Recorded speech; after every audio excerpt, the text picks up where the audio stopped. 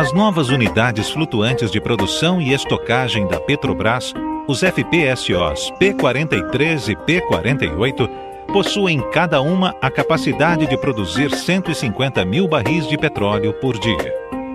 Localizadas na Bacia de Campos e operando nos campos de Barracuda e Caratinga, as plataformas P-43 e P-48 representam um acréscimo de aproximadamente 20% na produção diária nacional.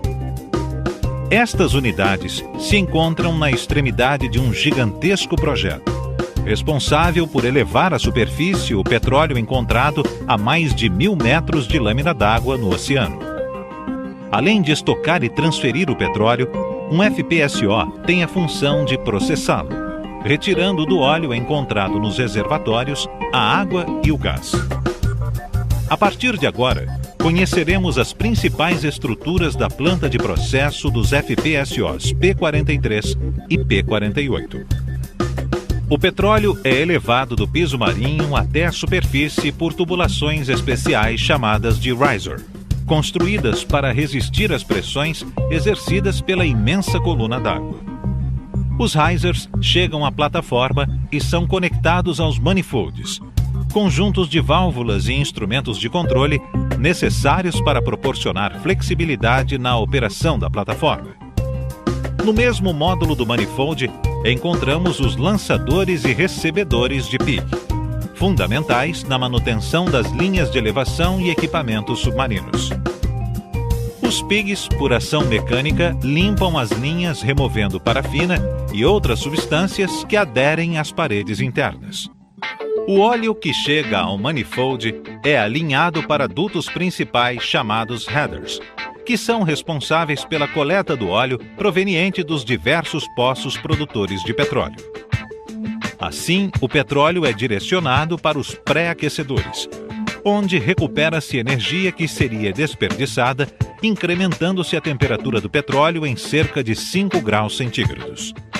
O petróleo, então, segue para o aquecedor de produção. Aqui encontramos trocadores de calor do tipo casco-tubo, onde a água quente sob pressão percorrerá a estrutura interna do trocador, constituída por vários tubos de pequeno calibre. E o petróleo ocupará o casco que os envolve, maximizando assim a troca de temperatura entre a água e o petróleo. A uma temperatura de 180 graus centígrados, a água cede calor latente ao petróleo, aquecendo-o a uma temperatura de 80 graus centígrados, temperatura ótima para o processo de separação. Agora o petróleo já está pronto para entrar no separador de produção. Também conhecido como separador de primeiro estágio, este vaso opera sob o controle de algumas variáveis, como pressão, temperatura, nível de interfaces óleo-água e gás-óleo. Controlando-se essas variáveis, proporcionando-se o tempo de residência pré-estabelecido em projeto e utilizando-se o agente desemulsificante adequado, garantimos que as fases óleo, água e gás sejam tratadas individualmente nos sistemas subsequentes e enquadradas nos mais restritos padrões de qualidade requeridos. A partir deste momento, acompanharemos as 3 fases elementos isoladamente, iniciando pelo óleo, que agora segue para o tratador de óleo. Este equipamento tem o objetivo de enquadrar o teor de BSW, isto é, água e sedimentos, e por consequência, o teor de salinidade do óleo. Utiliza-se o campo elétrico como meio de desemulsionamento. O campo elétrico de corrente alternada provoca um alongamento das gotículas de água em sua direção, criando uma força de atração entre as gotículas próximas, enfraquecendo a película de emulsificantes naturais, induzindo a coalescência e, posteriormente, a decantação das gotas de água. O óleo que sai do tratador de óleo é resfriado em um trocador de calor do tipo placas paralelas, onde o fluido de resfriamento é a água do mar. Após o resfriamento de 80 graus centígrados para cerca de 53 graus centígrados, o óleo segue para o separador atmosférico, que é o último estágio de estabilização do óleo. Paralelamente, efetua-se a recuperação dos gases separados neste vaso, maximizando a produção de gás. Finalmente, o óleo segue para os tanques de carga do navio. A distribuição do óleo pelos diversos tanques visa manter a estabilidade da embarcação. Após cerca de 7 dias de produção, o óleo acumulado nos tanques da plataforma é aliviado através de bombeamento para o navio aliviador. Esta operação é denominada offloading. O offloading pode ser realizado tanto pela proa quanto pela popa dos FPSOs. Para isso, as plataformas dispõem de bombas com capacidade de bombeamento de até 10.000 metros cúbicos hora. Esta operação tem uma duração média de 24 horas. Agora que percorremos todos os processos de tratamento do óleo, vamos voltar até o separador de produção, para acompanhar os estágios do tratamento do gás. O gás precisa ser comprimido e desidratado para que seja utilizado. Após sair do separador de produção, o gás carrega uma quantidade de líquido que precisa ser retirado antes de chegar ao compressor. 2 vasos, chamados de safety, cumprem com o papel de separar líquido do gás. Ambos possuem a capacidade de operar com 3 milhões de metros cúbicos diários de gás e separar até 354 metros cúbicos diários de líquidos. Estes vasos minimizam a possibilidade de arraste de líquido para os compressores, evitando danos. O compressor é uma máquina operatriz, ou seja, precisa de aporte de energia para funcionar. No caso das plataformas P-43 e P-48, os compressores são acionados por motores de alta potência, com variadores de frequência, que são dispositivos para controle de capacidade da compressão. Cada um dos 2 primeiros estágios de compressão é composto de um resfriador de gás e um vaso para separação do condensado, que é formado após a compressão e resfriamento do gás, sendo este condensado reciclado para o estágio anterior. O gás do segundo estágio de compressão, após o resfriamento, segue para a torre de desidratação de gás, conhecida como torre de TEG. Trata-se de uma torre de absorção de água, utilizando-se o TEG, trietileno glicol, como fluido de absorção. Esta operação é maximizada pela redução da temperatura e aumento da pressão.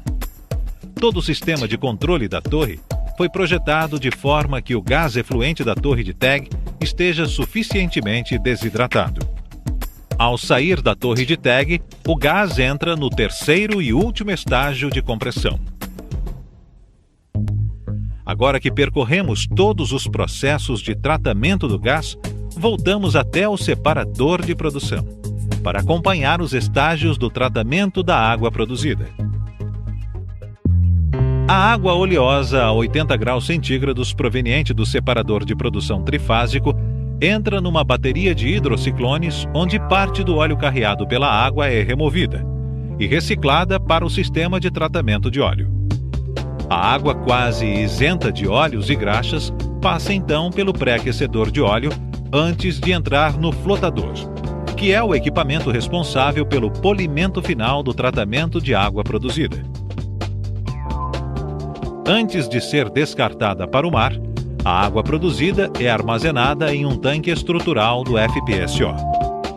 Agora que percorremos todos os processos de tratamento da água produzida, falaremos sobre um processo que não está diretamente relacionado ao petróleo: o tratamento da água de injeção.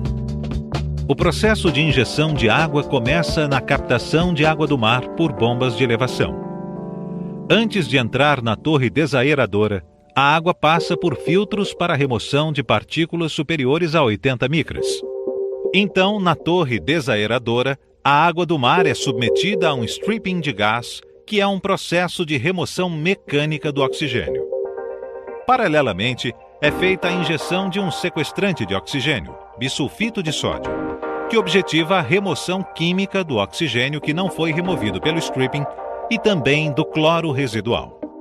Na saída da torre desaeradora, são injetados produtos químicos biodispersantes que evitam depósitos de micro-organismos, biocidas de choque, que são injetados 2 vezes por semana para controle microbiológico, e, caso necessário, uma injeção complementar de sequestrante de oxigênio. Para complementar o tratamento da água de injeção, A mesma passa por filtros do tipo cartucho para remoção de sólidos maiores que 5 micras. Todo o tratamento à base de produtos químicos e sistemas de filtração tem como principal objetivo proteger os materiais construídos em aço carbono da corrosão e, consequentemente, minimizar o arraste de partículas para o reservatório. Várias medidas são tomadas para evitar a queda de injetividade nos poços injetores de água e evitar a perda de produção devido às incrustações.